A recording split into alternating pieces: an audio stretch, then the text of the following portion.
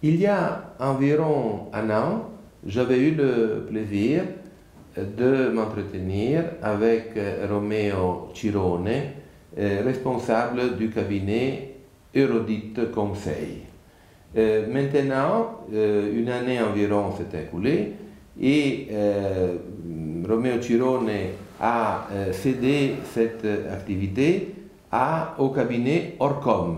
Et la nouvelle société qui est née s'appelle Orcom Eurodites International, dont le responsable est Nicolas Coqui, qui est aujourd'hui avec moi et en compagnie également de son associé qui est Monsieur Xavier Poulet-Goffard. Donc vous êtes, pour ainsi dire, le sommet de cette structure. Et pourquoi l'activité de ce cabinet nous intéresse spécialement? Parce que c'est un cabinet d'expertise comptable qui est spécialisé dans les relations entre la France et l'Italie, entre les entreprises françaises et italiennes. Il s'occupe d'une manière spécifique des entreprises italiennes souhaitant développer des activités en France. Donc, un domaine qui ne peut pas manquer d'intéresser les visiteurs de notre site. Alors, c'est une belle expérience, une belle aventure. Quelles sont vos premières impressions après avoir démarré cette justement cette nouvelle aventure? Merci d'abord de cette interview. Les impressions sont d'abord personnelles et puis professionnelles. À titre personnel, c'est un beau projet que je mène avec Xavier maintenant depuis près d'un an.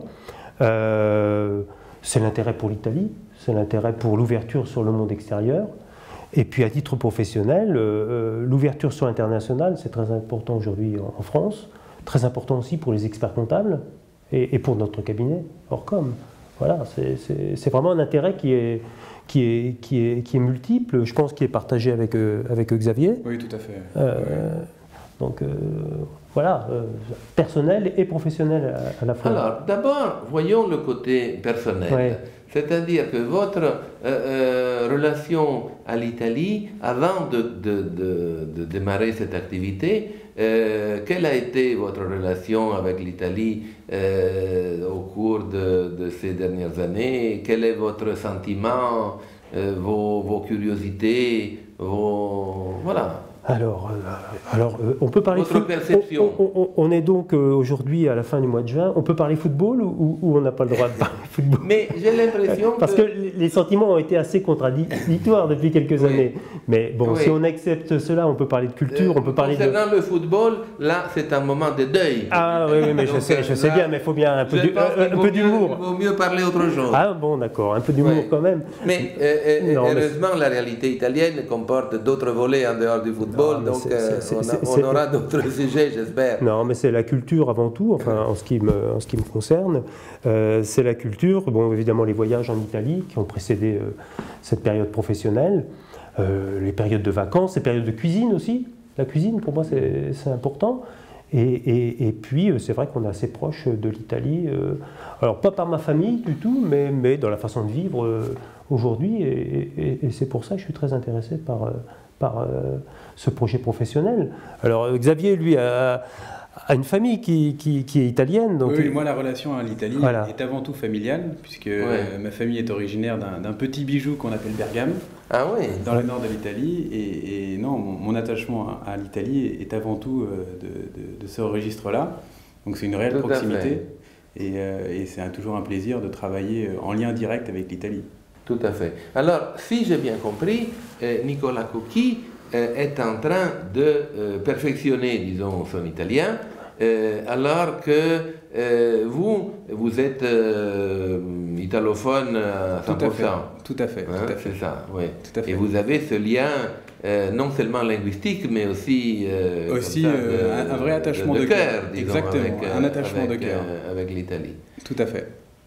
Et alors, la première question, passant à l'aspect professionnel, la première question qui me vient à l'esprit concerne les différences entre le travail avec une clientèle française et une clientèle italienne. C'est-à-dire, est-ce qu'il y a des différences considérables dans votre domaine, dans votre secteur? Bien sûr, je peux commencer. Ouais. Bon, au-delà du langage, on peut dire que c'est la communication. Oui. C'est-à-dire que lorsqu'on explique une technique, les comptes annuels à un client français, quand on explique à un Italien, la différence vient de la communication, parce que tout simplement, on n'a pas le même référentiel. Oui. Quand on parle de congés payés, quand on parle de choses comme ça, par exemple, un Italien, il ne va pas avoir du tout le même référentiel.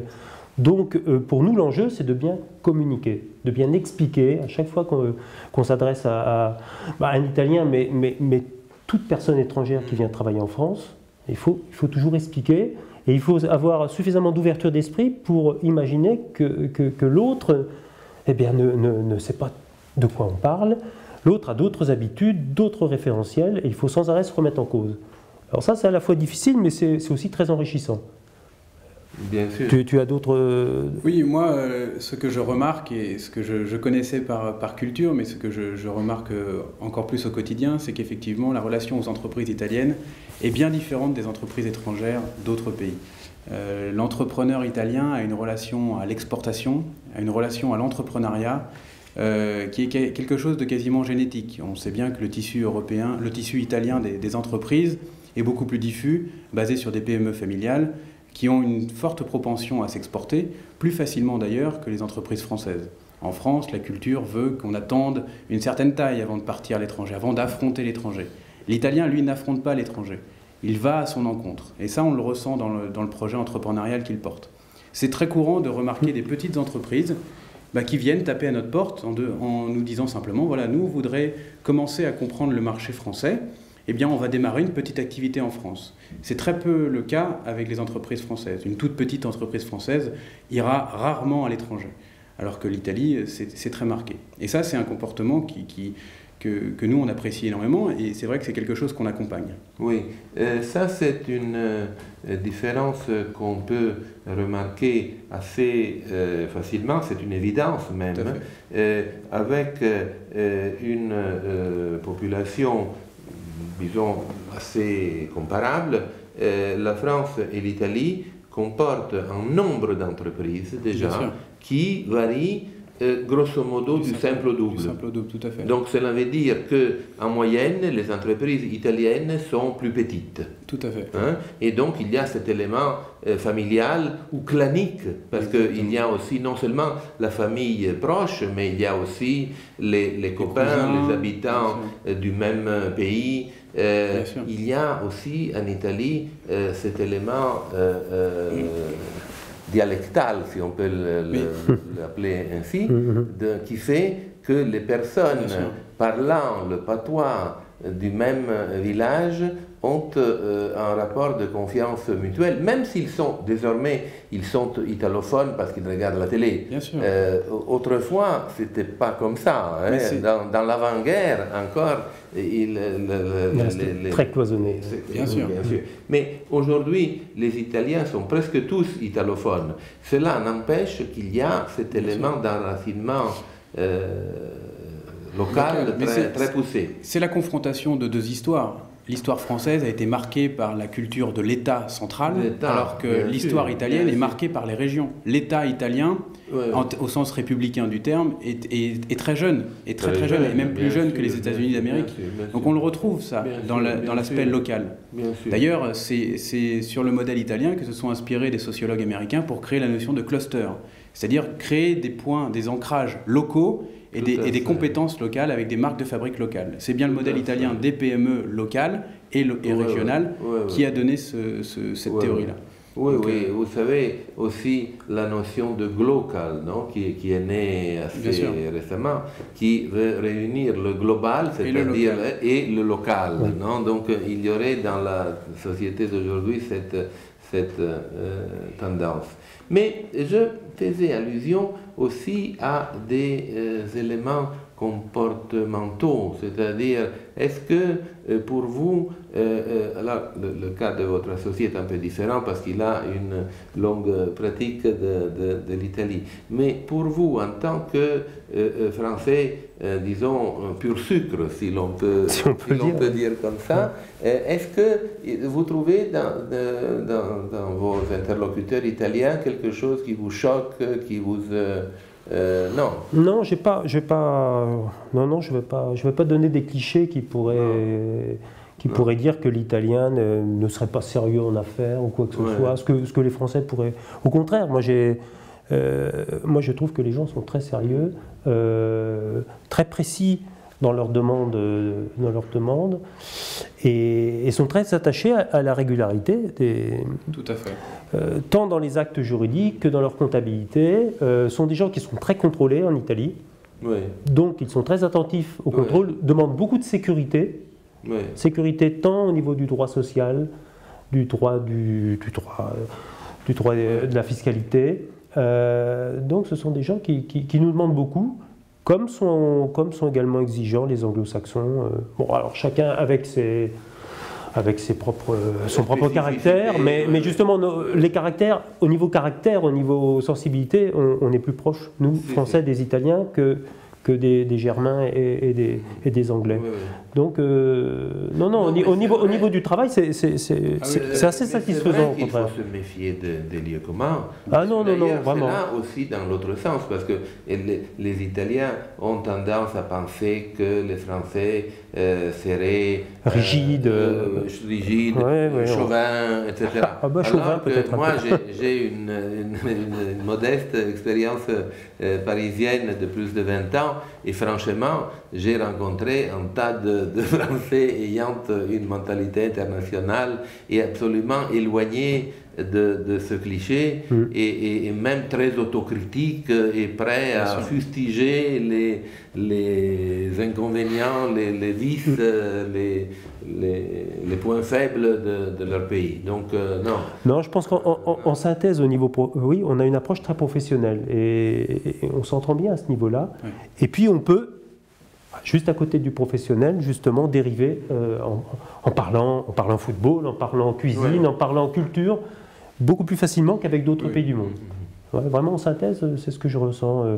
Alors, comment voyez-vous cette relation dans le domaine économique qui est le vôtre entre nos deux pays dans ces années caractérisées par une crise économique grave qui a frappé fort dans tout le monde occidental et au sujet de laquelle il y aurait aujourd'hui quelques espoirs d'avoir identifié une voie de sortie.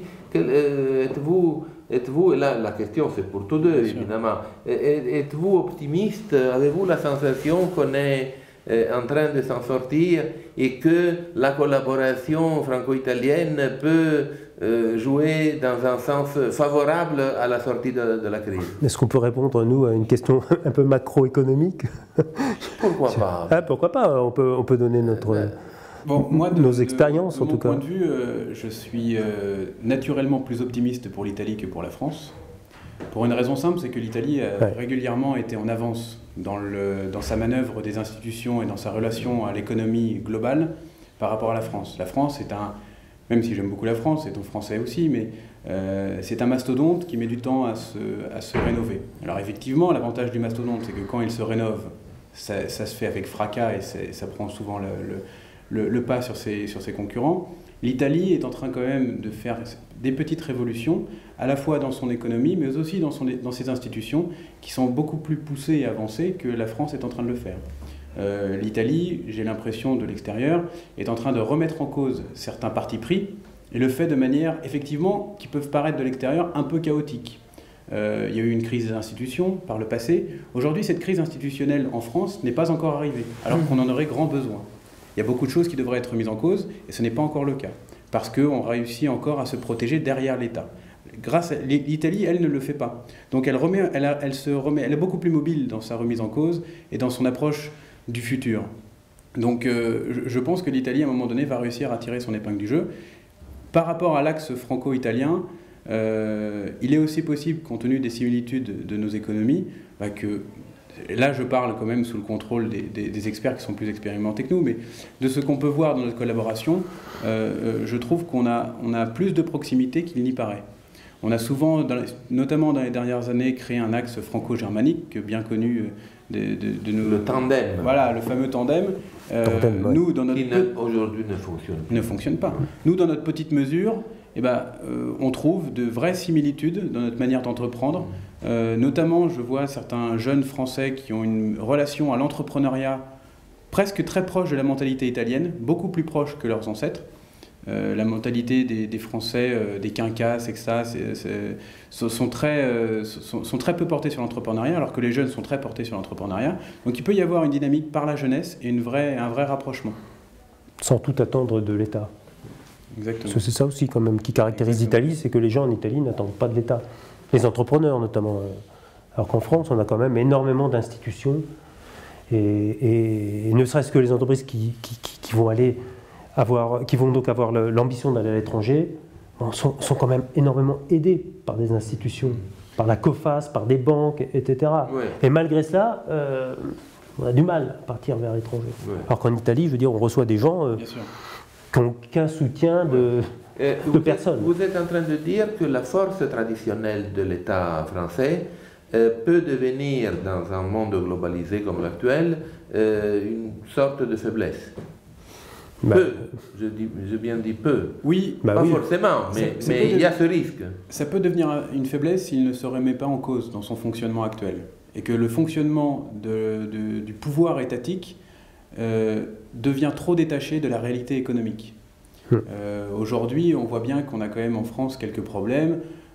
Certains médias avancent même quelques problèmes de corruption interpartis avec les récentes affaires. Pour autant, le pouvoir étatique n'arrive pas encore à se renouveler dans sa perception des institutions. Donc oui, ça peut devenir un vrai problème si le décalage entre l'économie réelle et l'économie étatique, l'institution de l'État, s'agrandit. Chose qui en Italie, effectivement, le pouvoir réel, composé d'entrepreneurs, composé des gens tout simplement, est bien en avance sur le pouvoir étatique. Et c'est presque le pouvoir étatique qui, dans ses dysfonctionnements, tente de s'adapter au pouvoir réel. Oui, c'est vrai que la réflexion sur le retard de la classe politique par rapport à ce qu'on appelle la société civile, c'est une réflexion qui devient de plus en plus récurrente. Bien sûr.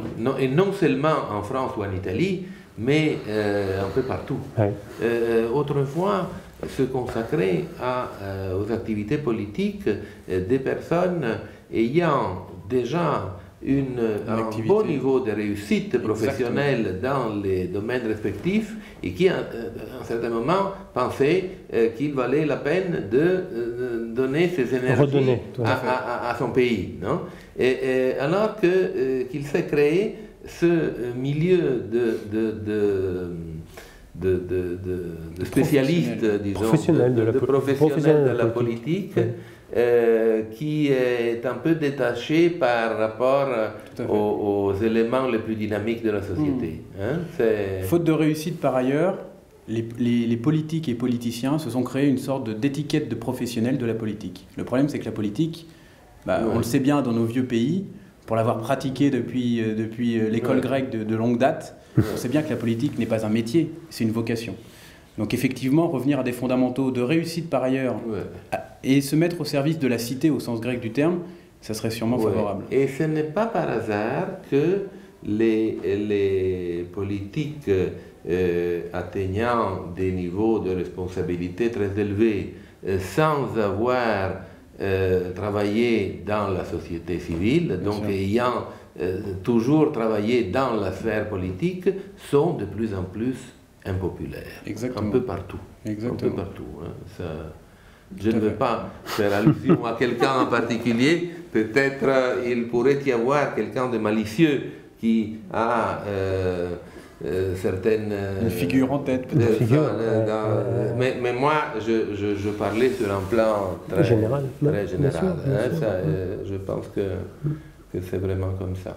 Donc, de cette conversation, un élément que j'aime retenir c'est que vous avez souligné, Nicolas Coqui, que la relation entre les Italiens et les Français est plus facile qu'entre les Français et les Allemands, les Français et les Anglo-Saxons. Il y a plus de oui, c'est l'expérience. Hein, c'est pas seulement une généralité, c'est vraiment l'expérience. Voilà, vous ne le dites pas simplement pour faire plaisir à notre public, mais vous le dites sur la base d'une expérience vécue au jour le jour. C'est vrai, bien sûr. On est très proches. Merci Nicolas Coqui. Merci Xavier Poulet-Goffard. Merci à vous. Merci pour l'entretien. Merci.